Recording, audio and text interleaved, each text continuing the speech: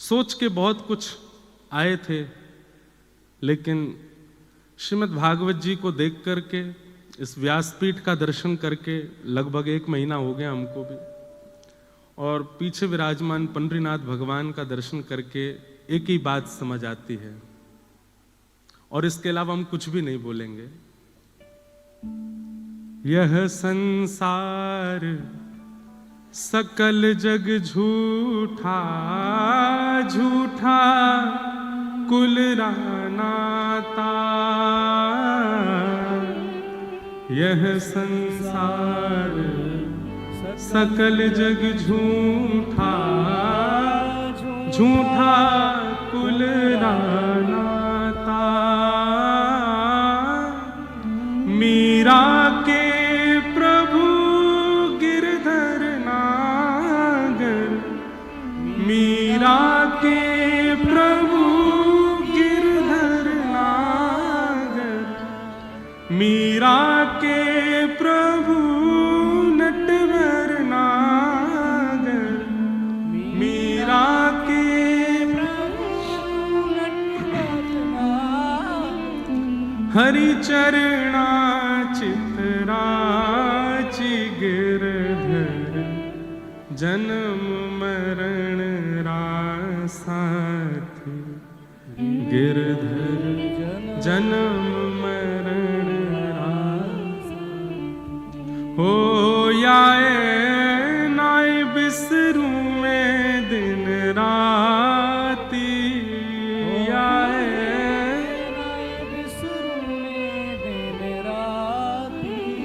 गिरधर जन्म मरण रासाथी। गिरधर जन्म मरण रासाथी। भैया, संसार में चाहे आप कितनी भी उपलब्धियों को प्राप्त कर लो, कितनी भी श्रेष्ठताओं को प्राप्त कर लो, और अब मैं कह सकता हूं कितनी भी कथाएं प्रवचन कर लो, ये संसार आपका कभी ना था, ना होगा, ना हो सकता है। लाल जी हमेशा आपके थे, हमेशा आपके हैं, हमेशा आपके रहेंगे। बहुत आसान होता है और किसी के ऊपर कुछ भी बोल देना, और उसमें भी विशेष रूप से अगर कोई कथा वक्ता हो, अगर कोई आध्यात्मिक व्यक्ति हो, क्योंकि उसका स्वभाव है वो मौन रहता है। आध्यात्मिक व्यक्ति का स्वभाव क्या? सबसे पहला परिचय आध्यात्मिक व्यक्ति का यही है कि वो मौन रहेगा, वो कुछ नहीं बोलेगा, और जो बोलने लग जाए वो आध्यात्मिक नहीं है, वो भक्त नहीं है, वो भक्ति पथिक नहीं है। जो बोलता हो, जो चिल्लाता हो, जो शोर मचाता हो, जिसका विवाद में रुचि हो, वो भक्ति पथिक नहीं हो सकता। कभी सुना किसी चरित्र में, किसी प्रसंग में कि मीराबाई ने लड़ाई की? कभी सुना कि गोस्वामी तुलसीदास जी ने युद्ध किया? कभी सुना कि किसी भक्त ने अपने विद्वेषियों के साथ में, विद्रोहियों के साथ में, या अनर्गल बोलने वालों के साथ में कुछ कहा? कुछ नहीं, सब मौन रहे। क्यों? उन्हें फुर्सत कहां अपने ठाकुर जी को याद करने से। ठाकुर जी बोलते हैं उनकी तरफ से, और जब ठाकुर जी बोलते हैं तो महाभारत होता है, फिर कुछ नहीं होता। इसलिए यह संसार सकल जग झूठा, झूठा कुलरा नाता। मीरा के प्रभु गिरधर नागर, हरि चरणा चितराची। गिरधर जन्म मरण रा साथी, मैं याने नाय बिसरूं दिन राती। हमारे जीवन का एक नव प्रसंग प्रारंभ हुआ। बहुत लोगों ने प्रेम दिया, बहुत लोगों ने स्नेह दिया, बहुत लोगों ने आशीष दिया, पर मुख में दांत 32 हैं, जीभ बार बार गड्ढे पे ही जाती है। कई लोगों ने ऐसी मुख दिखाई दी कि महाराज बस याद रहे जीवन भर। बाबा और हो गए हम, बाबा की इतनी बड़ी शादी, बाबा का ये, बाबा का वो। सब लोगों को प्रणाम। हमारे गोस्वामी तुलसीदास जी महाराज ने मानस जी के प्रारंभ में खलों को भी प्रणाम किया, और ये होना ही था। मुझे पता था कि ये होगा, क्योंकि दुनिया चाहती ही नहीं कि ये व्यासपीठ से उतरे, यहीं बैठे रहे। हमारे पूज्य पिताजी महाराज 52 वर्षों से कथा कर रहे हैं। कितने वर्ष? यहां पर कितने लोग ऐसे हैं जिनकी आयु 52 से कम होगी? 52 वर्ष नहीं होते। अरे आजकल के भारत में सब्जी बेचने वाले व्यक्ति भी अगर 4 साल लगातार सब्जी बेच लेते हैं तो भी उनका भी इतना हो जाता है कि वो अपना घर भी बंबई में बना सके, दिल्ली में। वैसा इतना योग्य हो गया है भारत। वो अपने पुत्र का विवाह यदि अच्छे से करें तो इसमें क्या दिक्कत? और भाई सबने सब बातें कह दी, लेकिन किसी ने एक बार भी ये नहीं कहा उस विवाह में एक वस्तु भी बिना प्याज लहसुन के नहीं थी। सब में कुछ ही में भी कुछ नहीं था, सब कुछ नॉन ऑनियन गार्लिक विवाह। और सुनो, नॉन अल्कोहलिक विवाह।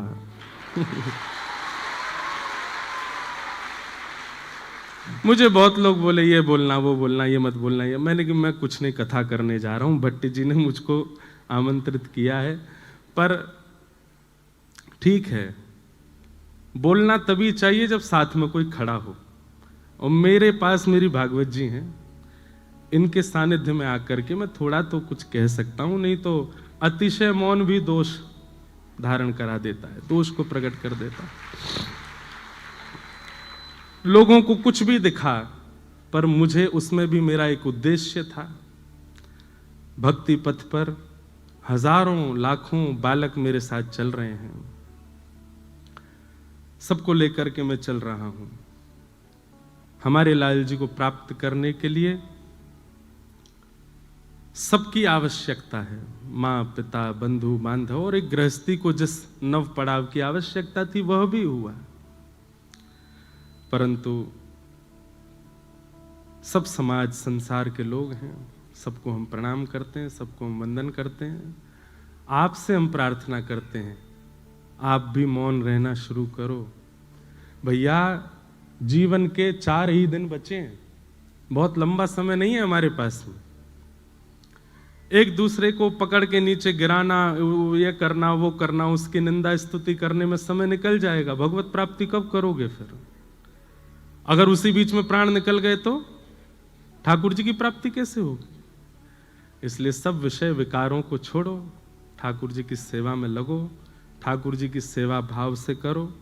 हमारा उद्देश्य, मैं तो पहले ही कहा है हमेशा कि आप एक चूक करके तो देखो, चूक नहीं भी करो तो भी लोग आपको पकड़ेंगे। ये संसार का नियम है, स्वभाव है, स्वरूप है। और उसमें भी आध्यात्मिक व्यक्ति पर तो कीचड़ उछालना सबसे आसान होता है, क्योंकि उसका स्वभाव मौन होता है।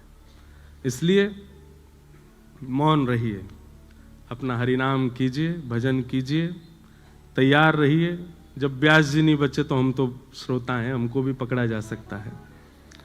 तो इसलिए बस ठाकुर जी की नजरों में राजी रहो, बाकी संसार की नजरों में तो कभी राजी आप हो ही नहीं सकते, कभी आप अच्छे हो ही नहीं सकते। खूब प्रसन्नता से मुंबई कथा में महाराष्ट्र के भक्तों के चरित्र हम लोग सुनेंगे, भागवत की कथा होगी। और इतना आनंद लेना है, इतना आनंद करना है कि सभागृह की जो ये मंजिला है, एक तो बहुत सुंदर, मैं तो देख के ही आश्चर्यचकित हो गया। श्रोता सिर पे बैठे हैं व्यास जी के और इतने आनंद के साथ बैठे हैं। अच्छा है, व्यास जी नीचे रह गए, श्रोता ऊपर पहुंच गए हैं। हाँ, आशीर्वाद और दे रहे हैं व्यास जी को, ऐसी कथा सुनाते रहे। अच्छा है, आप सब लोग खूब भाव से कथा सुन रहे हैं। हमें तो ये लग रहा आज तो पहला ही दिन है और आज मंगलवार और है। अब भट्टी जी क्या करेंगे आप कल से तो और लोग आने वाले हैं। यहाँ जगह की कमी है, बाहर इतनी लंबी लाइन लग रही थी, मैं तो देख के ही हैरान। लेकिन अच्छा है, 7 दिन वो आनंद करना है जो इस साल में नहीं हुआ होगा, और वो मुंबई में करना है। हम वापस अपनी राह पर, जैसे कोई व्यक्ति अपने मार्ग पर चलता है, थोड़ी देर के लिए स्टॉपेज लेता है, चाय नाश्ता करके वापस गाड़ी में बैठ जाता है। तो 10 साल से हमारी गाड़ी चल रही थी भागवत जी की, 1 महीने का थोड़ा ये स्टॉपेज लेके अब हम दोबारा से आ गए। अब ये स्टॉपेज अंतिम श्वास तक आएगा ही नहीं। अब तो 20 जुलाई 2015 को हम व्यासपीठ पर बैठे थे, उसके बाद में पहली बार एक विश्राम इतना लंबे समय का अभी हुआ। पर आज 23 दिसंबर 2025 को हम बैठे हैं। अब तो ये अंतिम श्वास तक नहीं होगा विश्राम, अब तो ये चलता रहेगा। अब जो भी हमारे जीवन का होना था वो हो लिया, अब इससे ज्यादा कुछ होगा नहीं। तो अब तो बस लाल जी की राह पर हैं। आप सब लोग बस ऐसे ही आनंद से रहिएगा, खूब प्रसन्न रहो, खूब आनंद से रहो। अन्यस्य दोष गुण चिंतन माश मुक्त्वा। भक्ति में सबसे बड़ी बाधा क्या है? आपका भजन नष्ट कब होता है? जब आपको किसी में दोष दिखने लगता है। और आपके भजन का फल क्या है? आपको दोषी में भी गुण दिखने लग जाए, यह आपके भजन का फल है। अत्यंत दोषी व्यक्ति, जिसके 100 लोगों ने आपसे बुराई कर दी, और वो व्यक्ति आपके सामने आए तो आपको उसमें भी गुण दिख जाए, ये स्वभाव पता किसका है? ठाकुर जी का है। हमसे ज्यादा अधम कोई नहीं, हमसे ज्यादा दोषी कोई नहीं, लेकिन हम जब भी ठाकुर जी के सामने जाते हैं वो हमारे दोष नहीं देखते हैं। हरि जी मोरे अब गुण चित ना धरो, हरि जी मोरे अब गुण चित ना धरो। ठाकुर जी अवगुण देखते भी नहीं। अगर ठाकुर जी का स्वभाव मेरे आपके जैसा होता अवगुण देखने का, तो सिद्धि विनायक मंदिर के कपाट कभी नहीं खुलते। गणेश जी बंद करके बैठ जाते, बोले ये योग्य ही नहीं है मेरे सामने खड़े होने के, नहीं दूंगा मैं दर्शन। यदि ठाकुर जी हमारे आपके जैसे स्वभाव के होते तो पंडरीनाथ भगवान के कभी दर्शन नहीं होते। हम मानव हैं, हमको दोष ही दिखता है, और वो भगवान है, वो अत्यंत दोषियों में भी गुण देखते हैं। पूतना मारने के लिए आई थी। अहो वकीयम स्तन कालकूटम जिघांक्षया पाययदाप्य साध्वी लेभे गतिम धातृचितां ततोन्यम कम वा दयालुम शरणं व्रजेम।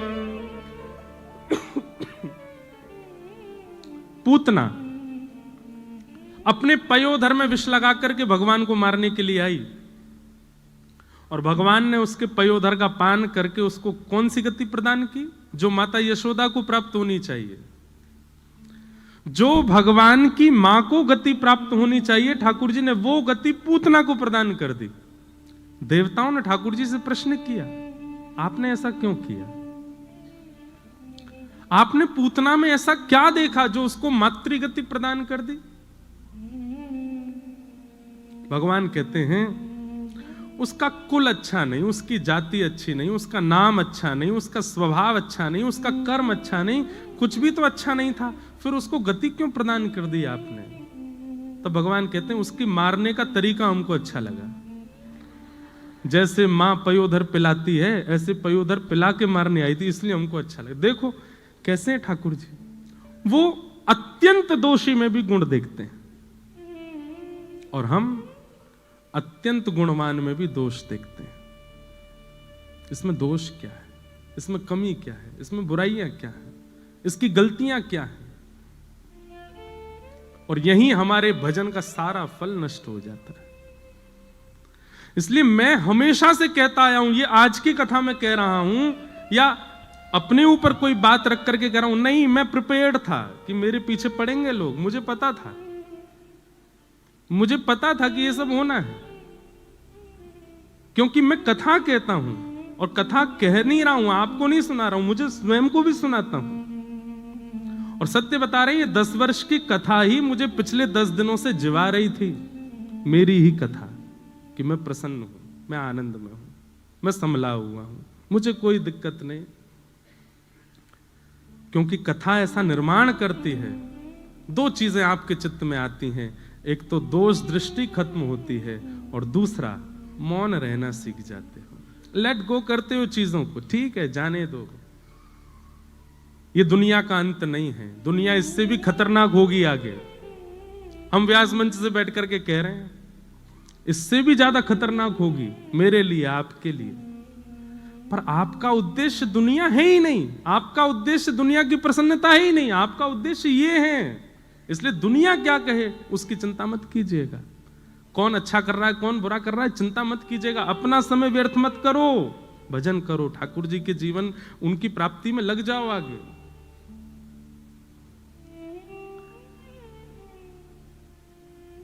अन्यस्य दोष गुण चिंतन माशु मुक्त्वा, दूसरे में दोष मत देखो। इसलिए भैया इनके सन्मुख हो जाओ, संसार से ज्यादा मतलब रखो नहीं। हमारे ऊपर तो एक आरोप और लग गया है, दुनिया को बोला मोह माया से दूर, खुद की ऐसा ब्याह किया। हमने कहा भैया किसी ने आकर के हमसे आज तक ये नहीं पूछा कि आप ठाकुर जी का उत्सव करते हो उसमें कितना खर्चा होता है। आप इतनी बड़ी बड़ी कथाएं करते हैं, अपनी जेब से कितना कुछ कर देते हैं, कभी कोई नहीं आया पूछने के लिए। हमारे लाल जी का उत्सव होने वाला बरसाना, आके देखना कोई नहीं पूछेगा। वहां तो हमारी जेब फटफटा जाती है, तब कोई नहीं पूछेगा। लेकिन भाई संसार के लोग बड़े संसारी ही हैं भैया, सबको प्रणाम है, ज्यादा हमें कुछ कहना वेना है नहीं। प्रसन्न रहो, लेना ना देना, मगन रहना, आनंद में रहो।